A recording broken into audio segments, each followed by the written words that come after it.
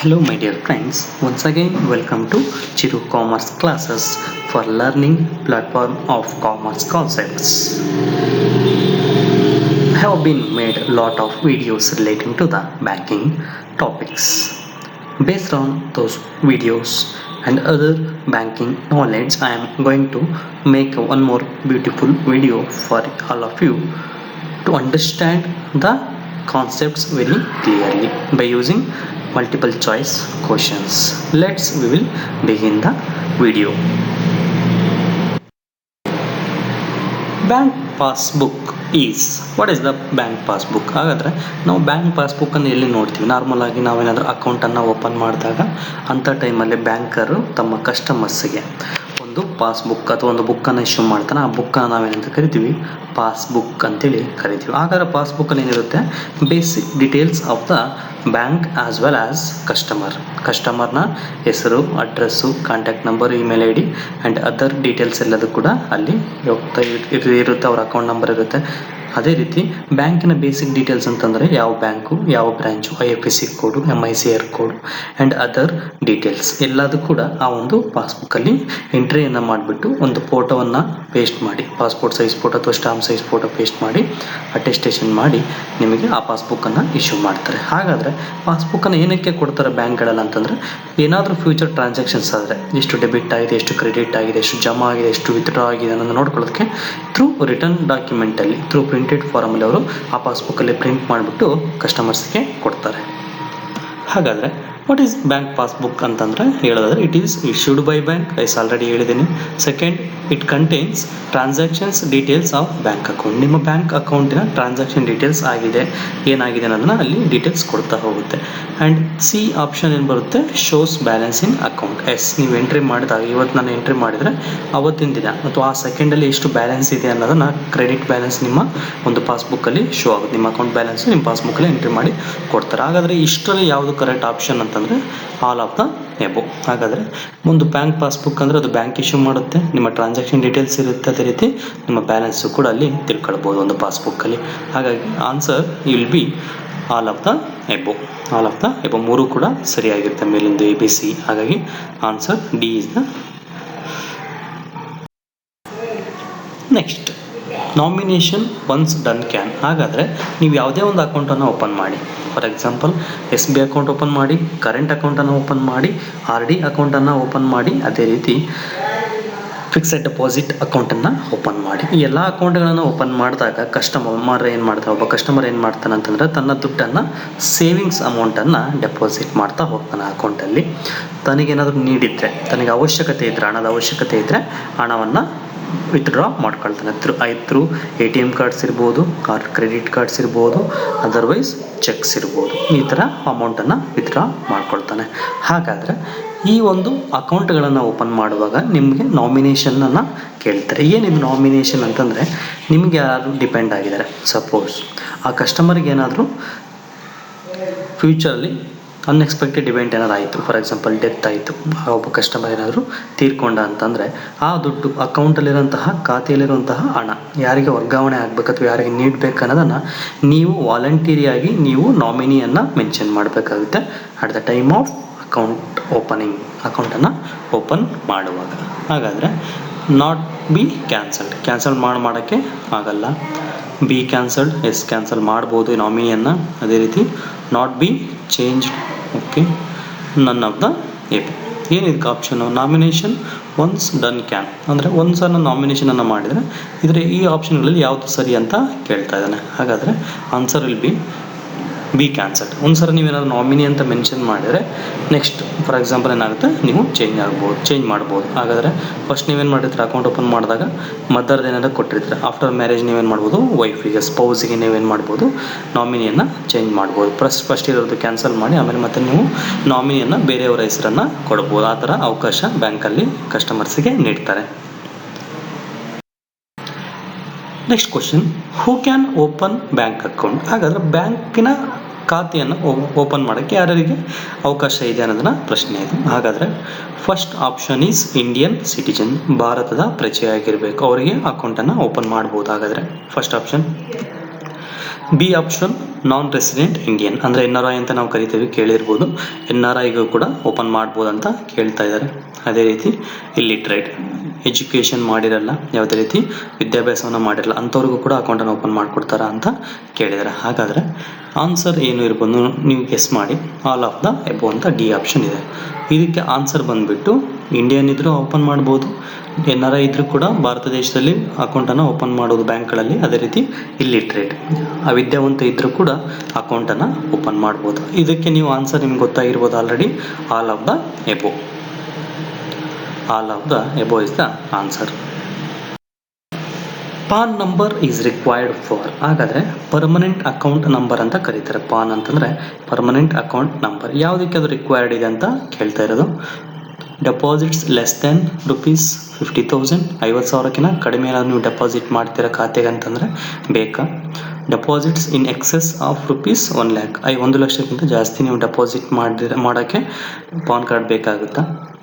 Deposits ₹50,000 and above, C option 50,000 ಮತ್ತು ಅದಕ್ಕಿಂತ ಜಾಸ್ತಿ ಏನಾದರೂ ನೀವು ಡೆಪಾಸಿಟ್ ಮಾಡ್ತೀರ ಅಂದರೆ ಪಾನ್ ಕಾರ್ಡ್ ಬೇಕಾಗುತ್ತೆ ಕೇಳ್ತಾರೆ ಬ್ಯಾಂಕಲ್ಲಿ ಅಂತ ನಿಮ್ಮ ಈ ಪ್ರಶ್ನೆ ಇದೆ.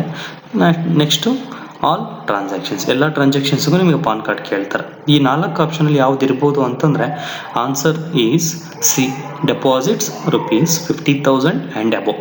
ಹೋಗಿ ನೀವು ಬ್ಯಾಂಕಲ್ಲಿ ₹10,000 ಡೆಪಾಸಿಟ್ ಮಾಡಬೇಕು ಯಾವುದೋ ಒಂದು ಅಕೌಂಟಿಗೆ ಅಂತಂದರೆ ಅವ್ರು ಈಸಿಯಾಗಿ ಮಾಡಿಸ್ಕೊಳ್ತಾರೆ. 20, yes 30, okay.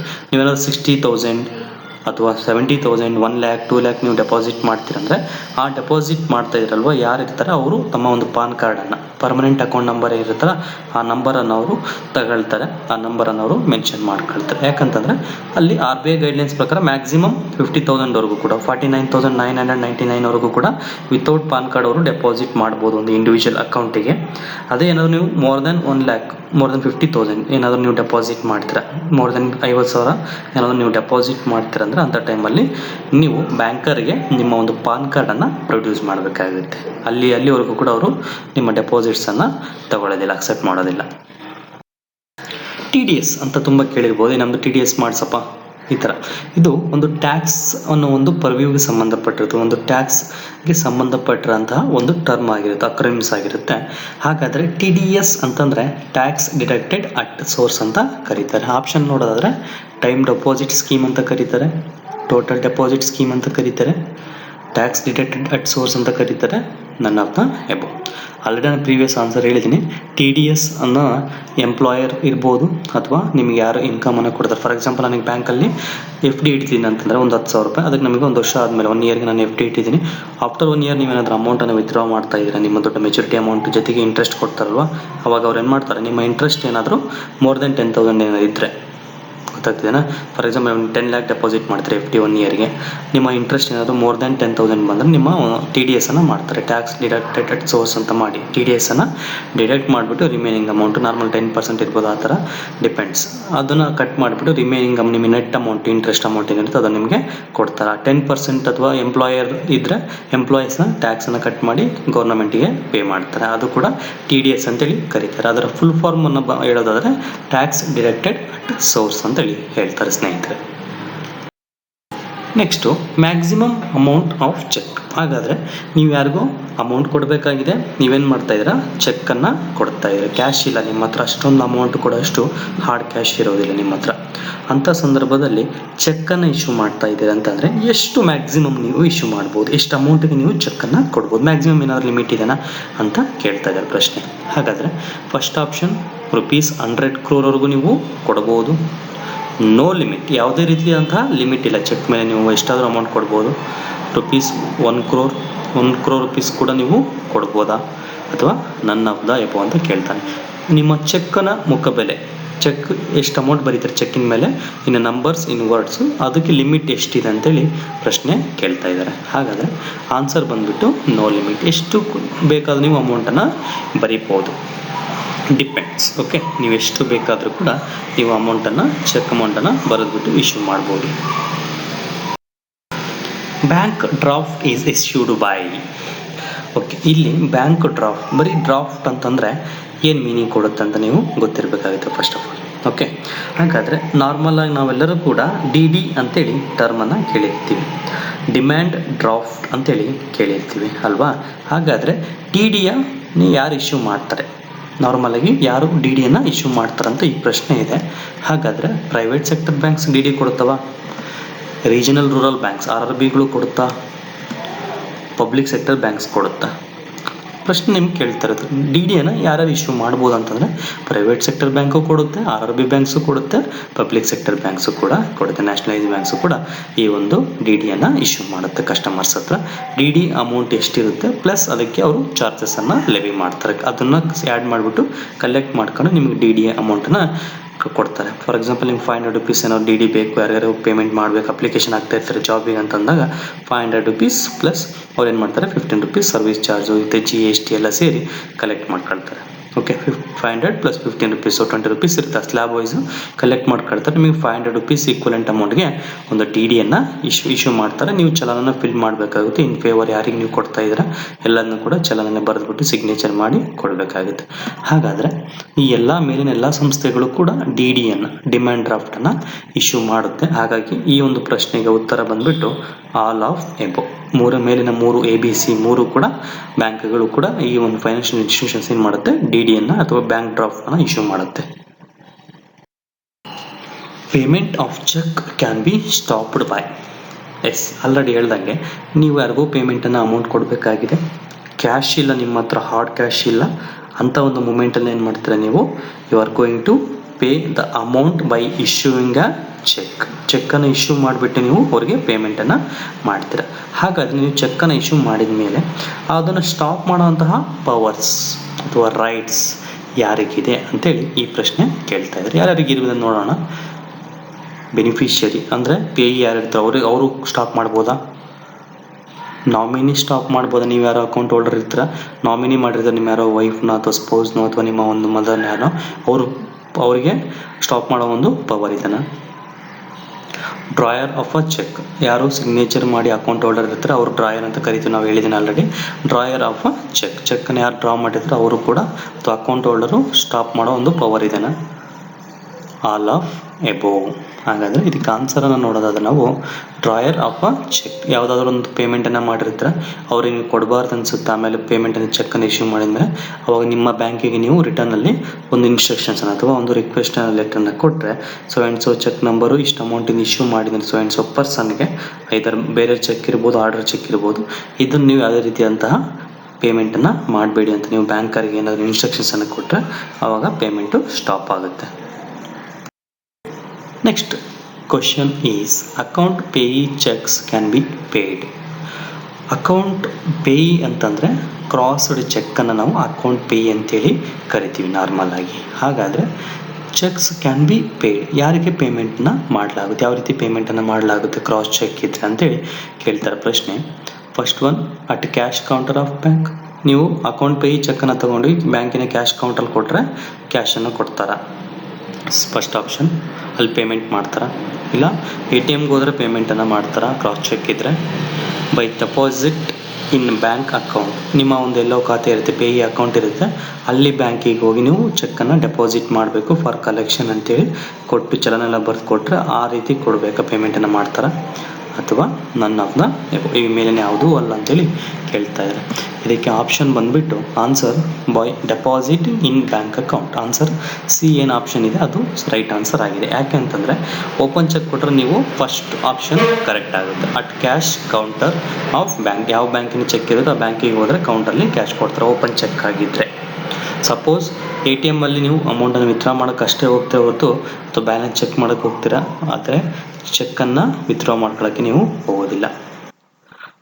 Next C option ಬಂದರೆ by deposit in bank account, ನಿಮ್ಮ ಅಕೌಂಟ್ ಎಲ್ಲಿರುತ್ತೆ ಕ್ರಾಸ್ ಚೆಕ್ ಅಂದರೆ ರೈಟ್ ಸೈಡ್ ಲೆಫ್ಟ್ ಸೈಡ್ ಕಾರ್ನರಲ್ಲಿ ಟಾಪ್ ಕಾರ್ನರಲ್ಲಿ 2 ಪ್ಯಾರಲೈನ್ ಹಾಕಿರ್ತಾರೆ, ಮಧ್ಯದಲ್ಲಿ ಬೇಕಾದ್ರೆ ಅಕೌಂಟ್ ಪೇ ಅಂತ ಹೇಳಿದ್ರು ನೀವು ಸೀಲ್ ಅಥವಾ ಅಕೌಂಟ್ ಬರೆದಿದ್ದಾರೆ ಅಕೌಂಟ್ ಪೇ ಅಂತ ಬರೆದಿದ್ರೆ ಅದು ಅಕೌಂಟಿಗೆ ಮಾತ್ರ ಅವರು ಪೇಮೆಂಟನ್ನು ಮಾಡ್ತಾರೆ. ಹಾಗಾಗಿ ಪೇಯಿ ಅಕೌಂಟ್ ಎಲ್ಲಿರುತ್ತೆ ಆ ಬ್ಯಾಂಕಿಗೆ ಹೋಗ್ಬೇಕು, ಬ್ರಾಂಚಿಗೆ ಹೋಗಬೇಕು, ಅಲ್ಲಿ ಚೆಕ್ಕನ್ನು ಚಲನ್ ಬರೆದ್ಬಿಟ್ಟು ಕಲೆಕ್ಷನ್ಗೆ ಹಾಕಿ ವಿತಿನ್ 3-4 ವರ್ಕಿಂಗ್ ಡೇಸ್ಗಳಲ್ಲಿ ಏನಾಗುತ್ತೆ ಅದು ಕ್ಲಿಯರ್ ಆಗಿಬಿಟ್ಟು ಆ ಒಬ್ಬ ಪೇಯಿ ಅಕೌಂಟಿಗೆ ಕ್ರೆಡಿಟ್ ಆಗುತ್ತೆ, ಡ್ರಾಯರ್ ಅಕೌಂಟಿಗೆ ಡೆಬಿಟ್ ಆಗುತ್ತೆ. ಈ ಥರ ಒಂದು ಕ್ರಾಸ್ ಚೆಕ್ ಟ್ರಾನ್ಸಾಕ್ಷನ್ ನಡೆಯುತ್ತೆ. ಅದು ಯಾವುದೇ ರೀತಿ ಕೌಂಟರಲ್ಲಿ ATMಲ್ಲಿ ಎಲ್ಲೂ ಕೂಡ ಕೊಡೋದಿಲ್ಲ. In recurring deposits R D account ಅಂತ ಕೇಳಿದ್ವಿ. 4 ಟೈಪ್ಸ್ ಮೇಜರ್ ಅಕೌಂಟ್ಸ್ ಇದೆ, S B, R D, F D, current account ಅಂತೇಳಿ. ಅದರಲ್ಲಿ ಆರ್ ಡಿ ಅಂದರೆ ಏನು ಅಂತೇಳಿ ಕೇಳ್ತಾನೆ. ಆರ್ ಡಿ ಯಾವ ರೀತಿ ವರ್ಕ್ ಆಗುತ್ತೆ ನೋಡೋಣ. ಆಪ್ಷನ್ಸ್ ನೋಡಿ, ಈ fixed sum is deposited every month. R D ಅಂದರೆ ಒಂದ್ಸಲ ಓಪನ್ ಮಾಡ್ತೀವಿ, 5 ವರ್ಷಕ್ಕೆ ನಾವು ಆರ್ ಡಿಯನ್ನು ಮಾಡಿಸ್ಬೋದು, 10 ಇಯರ್ಸಿಗೆ ಮಾಡಿಸ್ಬೋದು. ಅಂದರೆ ಪ್ರತಿ ತಿಂಗಳು ಹೋಗಬೇಕು, ನೀವು ಎಷ್ಟೊಂದು ಅಮೌಂಟ್ ನೀವು ಎಷ್ಟು ಡಿಸೈಡ್ ಮಾಡಿರ್ತೀರ ಅಕೌಂಟ್ ಓಪನ್ ಮಾಡುವಾಗ ಅದನ್ನು ನೀವು ಪೇಮೆಂಟ್ ಮಾಡ್ತಾ ಹೋಗಬೇಕು. ಒಂದು ಆರ್ ಡಿ ಬುಕ್ಕನ್ನು ಇಶ್ಯೂ ಮಾಡ್ತಾರೆ, passbook R D book issue ಮಾಡ್ತಾರೆ, ಅದರಲ್ಲಿ ಎಂಟ್ರಿ ಮಾಡ್ತಾ ಹೋಗ್ತಾರೆ ಪ್ರತಿ ತಿಂಗಳು ಕೂಡ. ಸೆಕೆಂಡ್ ಆಪ್ಷನ್ ಬಂದ್ಬಿಟ್ಟು period of deposit is a fixed tenure. Period of deposit is a fixed tenure. Fixed ಪೀರಿಯಡ್ಗೆ ನೀವು ಅಮೌಂಟನ್ನು ಡೆಪಾಸಿಟ್ ಮಾಡ್ತೀರಾ ಅಂತ ಹೇಳಿ ಕೇಳ್ತಾನೆ, ಬಿ ಆಪ್ಷನ್ ಆರ್ ಡಿಯಲ್ಲಿ. Next interest is paid at F D R rate. Fixed deposit ರೇಟ್ಸಲ್ಲೇ ಇಂಟ್ರೆಸ್ಟನ್ನು ಕೊಡ್ತಾರೆ ಅಂತೇಳಿ ಕೇಳ್ತಾ ಇದ್ದಾರೆ. And last all of above. 4 options ಇದೆ. ಇದಕ್ಕೆ ಆರ್ ಡಿ ಅಂದರೆ ಯಾವುದು ಸೂಟ್ ಆಗುತ್ತೆ ನೀವು ಹೇಳೋದಾದರೆ answer will be all of above. Yes, ಇದು ಫಿಕ್ಸೆಡ್ ಸಮ್ ಅಮೌಂಟನ್ನು ಈಗ 100 ರುಪೀಸ್ ಅಂದರೆ 100 ರುಪೀಸ್ ಪ್ರತಿ ತಿಂಗಳು ಹೋಗಿ ನೀವು ಕಟ್ಟಬೇಕಾಗುತ್ತೆ. ಸಮ್ ಪೀರಿಯಡ್ಗೆ 5 ವರ್ಷ ಅಂದರೆ 5 ವರ್ಷಕ್ಕೂ ನೀವು ಪ್ರತಿ ತಿಂಗಳು ಹೋಗಿ ಕಟ್ಟಬೇಕಾಗುತ್ತೆ. ಅಂದರೆ 60 ಇನ್ಸ್ಟಾಲ್ಮೆಂಟ್ ಆಗುತ್ತೆ. 1 ವರ್ಷಕ್ಕೆ 12 ತಿಂಗಳು ಇಂಟು 5 ವರ್ಷ ಅಂದರೆ 60 ತಿಂಗಳು ನೀವು ಪ್ರತಿ ತಿಂಗಳು ಹೋಗಬೇಕು. ಅಷ್ಟು ಅಮೌಂಟನ್ನು ನೀವು ಪೇಮೆಂಟ್ ಮಾಡಬೇಕು. ಇಂಟ್ರೆಸ್ಟನ್ನು ಆಲ್ಮೋಸ್ಟ್ ನಿಯರ್ಲಿ ಎಫ್ ಡಿಯಲ್ಲಿ ಏನು ಕೊಡ್ತಾರೆ ಫಿಕ್ಸೆಡ್ ಡೆಪಾಸಿಟಲ್ಲಿ ಬಡ್ಡಿಯನ್ನು, ಅದೇ ಬಡ್ಡಿಯನ್ನು ಕೊಡ್ತಾರೆ. ಹಾಗಾಗಿ answer will be all of the above. While making nomination signature of nominee is required on. ಹಾಗಾದರೆ ನೀವು ನಾಮಿನೇಷನನ್ನು ಮಾಡುವಾಗ, ಅಕೌಂಟ್ ಓಪನ್ ಮಾಡುವಾಗ ನಾಮಿನೇಷನ್ ಒಂದು ಅಪ್ಲಿಕೇಶನ್ ಫಾರ್ಮ್ ಇರುತ್ತೆ. ಅಲ್ಲಿ ಅಕೌಂಟ್ ಓಪನ್ ಮಾಡುವಂತಹ ವ್ಯಕ್ತಿ ಅಲ್ಲಿ ನಾಮಿನಿ ಮಾಡಬೇಕಾಗುತ್ತೆ. ಯಾರನ್ನು ನೀವು ನಾಮಿನಿ ಮಾಡ್ತೀರ ಅಂತೇಳಿ. ಸಪೋಸ್ ಒಬ್ಬ ಕಸ್ಟಮರ್ಗೆ ಏನಾದರೂ ಎಕ್ಸ್ಪೈರ್ಡ್ ಆದರೆ ಅಕೌಂಟ್ ಓಪನ್ ಮಾಡುವಾಗ ಆ ಕಸ್ಟಮರ್ ಡಿಸೈಡ್ ಮಾಡಬೇಕಾಗುತ್ತೆ, ನಾನು ಎಕ್ಸ್ಪೈರ್ಡ್ ಆದರೆ ಈ ಅಮೌಂಟು ಯಾರಿಗೆ ಹೋಗ್ಬೇಕನ್ನೋದು ಅವರು ನಾಮಿನಿ ಮಾಡಬೇಕಾಗುತ್ತೆ. ಡಿಪೆಂಡೆಂಟ್ಸ್, ವೈಫ್ ಇರ್ಬೋದು, ಪೇರೆಂಟ್ಸ್ ಇರ್ಬೋದು, ಚಿಲ್ಡ್ರನ್ಸ್ ಇರ್ಬೋದು, ಅವರು ಬಿಟ್ಟಿದ್ದು. ಹಾಗಾದರೆ ಆಪ್ಷನ್ಸ್ ಬಂದ್ಬಿಟ್ಟು account opening form, second option nomination form, affidavit,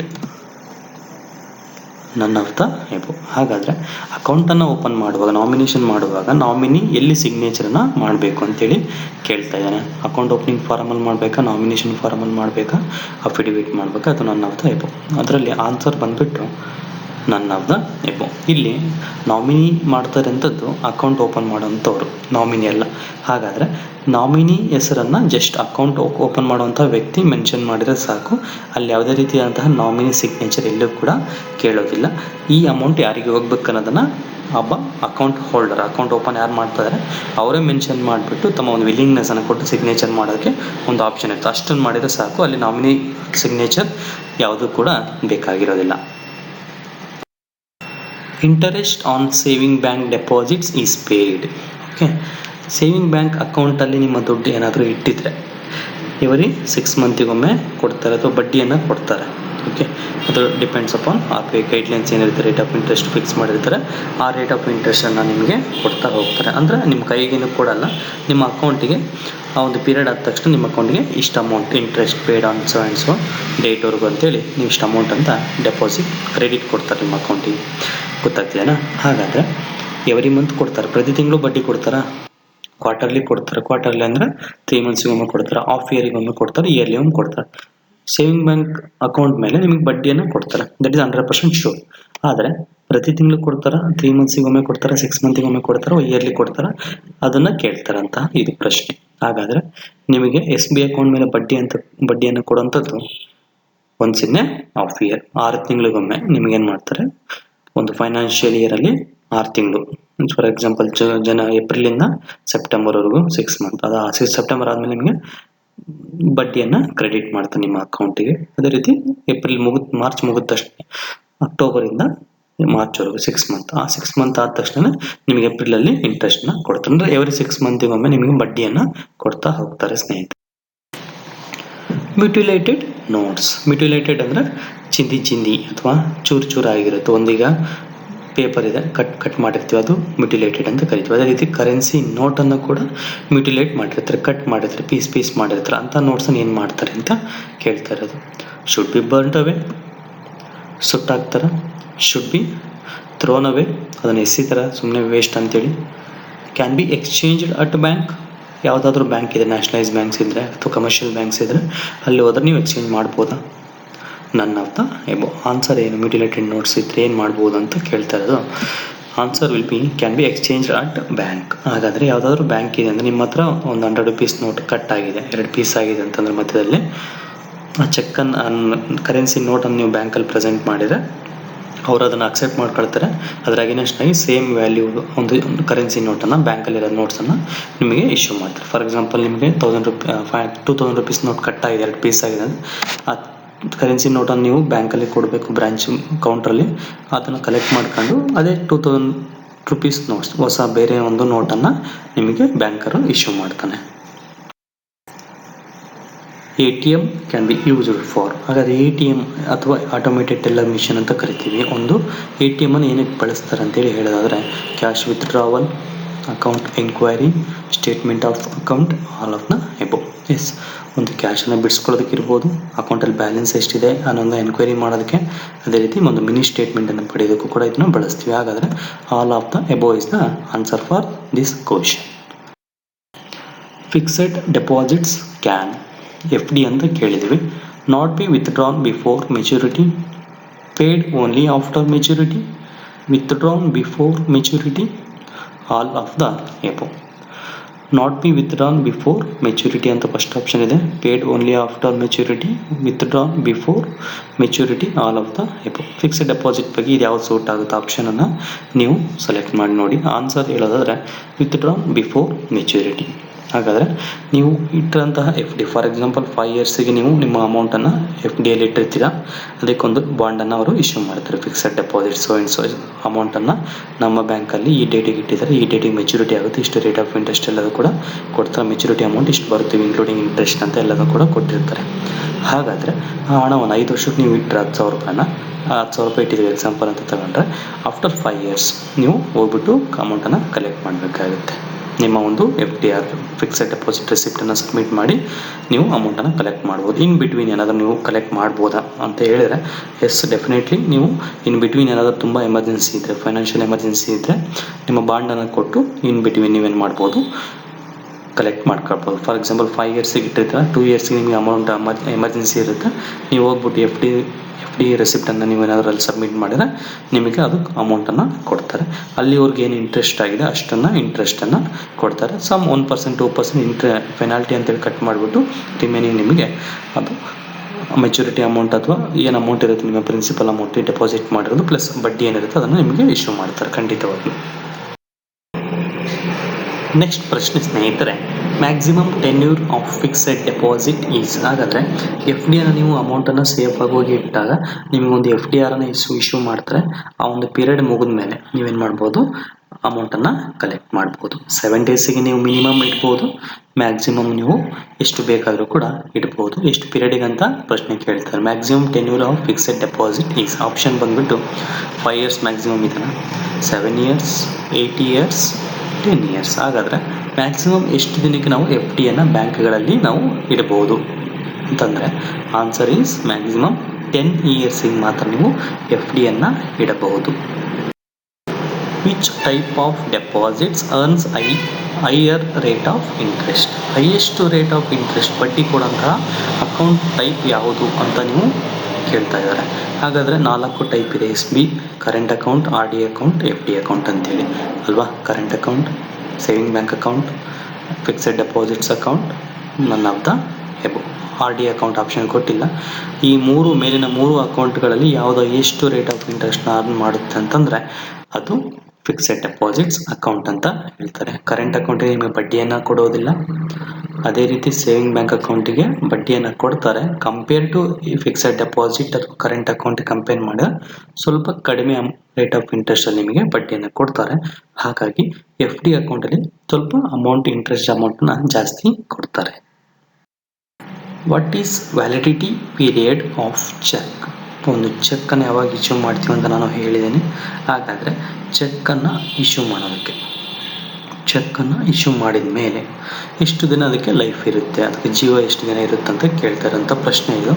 option ಬಂದುಬಿಟ್ಟು 4 months from date of issue, 3 months from date of issue, 1 month from date of issue, unlimited. ಅಂದರೆ ಒಂದು ಚೆಕ್ಕನ್ನು ನೀವು ಇಶ್ಯೂ ಮಾಡಿದ ಮೇಲೆ ಇವತ್ತು ಡೇಟ್ ಆಗಿಬಿಟ್ಟು ಎಷ್ಟು ದಿನಕ್ಕೆ ಅದಕ್ಕೆ ಟೈಮ್ ಇರುತ್ತೆ ಪ್ರೆಸೆಂಟ್ ಮಾಡೋದಕ್ಕೆ, ಕಲೆಕ್ಷನ್ ಮಾಡ್ಕೊಳ್ಳೋದಕ್ಕೆ ಅಂತಂದರೆ answer B 3 months from date of issue. ಒಂದು ಚೆಕ್ಕನ್ನು ಇಶ್ಯೂ ಮಾಡಿದ ಮೇಲೆ ಅದಕ್ಕೆ 3 months ಮ್ಯಾಕ್ಸಿಮಮ್ ಲೈಫನ್ನು ಕೊಡ್ತಾರೆ. ಅದಾದಮೇಲೆ ಅದು ಸ್ಟೇಲ್ ಚೆಕ್ ಅಥವಾ ಅಳಿಸಿ ಹೋದಂತಹ ಚೆಕ್ ಅಂತ ಕರೀತಾರೆ, ಅಥವಾ ಸ್ಟೇಲ್ ಚೆಕ್ ಅಂತೇಳಿ ಕರೀತಾರೆ, ಔಟ್ಡೇಟೆಡ್ ಚೆಕ್ ಅಂತ ಕೂಡ ಕರೀತಾರೆ. Maximum 3 months from the date of issue. ಇವತ್ತಿನ ಚೆಕ್ ಡೇಟ್ ಹಾಕಿದ್ರೆ 1/1/2020 ಅಂತ ಹಾಕಿದ್ರೆ ಫ್ರಮ್ ದಟ್ ಡೇಟ್ 3 months ಅದಕ್ಕೆ ಲೈಫ್ ಇರುತ್ತೆ. ಅದಾದಮೇಲೆ ಅದು ಸ್ಟೇಲ್ ಚೆಕ್ ಆಗುತ್ತೆ ಅಷ್ಟೇ. Can illiterate person be issued debit card? Illiterate person ಅಕೌಂಟನ್ನು ಓಪನ್ ಮಾಡಿರ್ತಾರೆ ಬ್ಯಾಂಕಲ್ಲಿ, ಅವ್ರದ್ದು ಖಾತೆ ಇರುತ್ತೆ, ಎಸ್ ಬಿ ಅಕೌಂಟ್ ಇರುತ್ತೆ, ಅಂಥವ್ರಿಗೆ ಏನಾದರೂ ಡೆಬಿಟ್ ಕಾರ್ಡನ್ನು ಅಥವಾ ATM ಕಾರ್ಡನ್ನು ಇಶ್ಯೂ ಮಾಡ್ತಾರಂತ ಪ್ರಶ್ನೆ. No. Yes. Only in case of joint account, only in case he is head of family. Answer is yes. ಅವನು ಲಿಟ್ರೇಟಾ ಏನೂ ಕೂಡ ನೋಡಲ್ಲ. ಅವನು ಅಕೌಂಟ್ ಓಪನ್ ಮಾಡಿದ್ರೆ ಅಂದರೆ ಅವನಿಗೆ ATM ಕಾರ್ಡ್ ಬೇಕು ಅಂತ ಏನಾದ್ರು ಆಪ್ಷನ್ ಕೊಟ್ಟಿದ್ರೆ ಖಂಡಿತವಾಗ್ಲೂ ಅವನಿಗೆ ATMನ್ನು ಇಶ್ಯೂ ಮಾಡ್ತಾರೆ. ಈ ಒಂದು ಇಲ್ಲಿಟ್ರೇಟ್ ಇದ್ದರೂ ಕೂಡ ಅವರಿಗೆ ATM ಕಾರ್ಡನ್ನು ಇಶ್ಯೂ ಮಾಡ್ತಾರೆ. Once again, thank you so much for watching my channel, my dear friends. This is Chiranjeev VB, Assistant Professor, Department of Commerce, GFGG, Ripanpet. It's my contact number 9739191533 and my email ID is chiruvb2012@gmail.com. Thank you.